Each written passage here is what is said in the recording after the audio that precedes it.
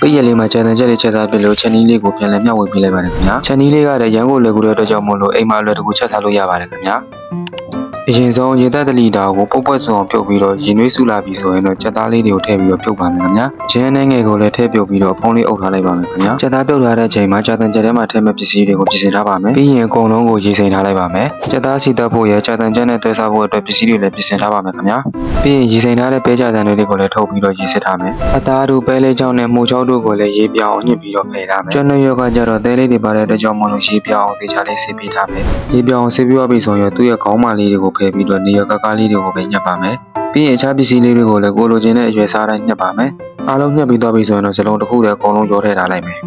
ချက်သားပြုတ်ထားတာလေးနဲ့နူးပြီးဆိုရင်တော့သူ့ကိုအသားလေးမှာထားလိုက်မယ်ပြီးရင်စီသက်ဖို့အတွက်ဒဲရိုးလေးပူလာရင်စီထည့်မယ်စီကိုနည်းနည်းပဲထည့်ပါမယ်ပြီးရင်ချက်သွန်ဖြူနေထောင်းထားတာလေးထည့်ပြီးတော့စီသက်မယ်အယောင်အတွက်အယောင်တွေမဟုတ်လေအနေနဲ့ထည့်မယ်အနံ့လေးမွေးလာပြီဆိုရင်တော့ချက်သားလေးထည့်ပါတော့မယ်ပြီးရင်အရသာအတွက်စားတကြားနဲ့ချက်သားမဟုတ်အနေနဲ့ထည့်မယ်အရသာလေးနှံ့အောင်ဝင်ပြီးတော့ပြီဆိုရင်တော့ရပါပြီပြီးရင်ခုနကချက်သားပြုတ်ထားတဲ့ချက်ပြုတ်ရည်အိုးတွေကိုချက်သားတွေထည့်မယ်အခြားအစာပလာတွေလည်းထည့်မယ်ရေလေးနဲ့ငယ်လောက်လည်းထည့်လိုက်မယ်ပြီးရင်တော့ဖုံးလေးအုပ်ထားပြီးတော့ခဏလောက်တည်ထားပေးလိုက်ပါမယ်ခင်ဗျာရေလေးဆူလာပြီဆိုရင်တော့ရတာတော့ချက်သားမုံနဲ့ငယ်နဲ့ငံပြိုင်လေးနဲ့ငယ်ထည့်ထားလိုက်ပါမယ်ငယ်ကောင်းမုံလည်းကိုလိုတော့ထည့်ပါမယ်ပြီးရင်ငုံလေးလည်းထည့်မယ်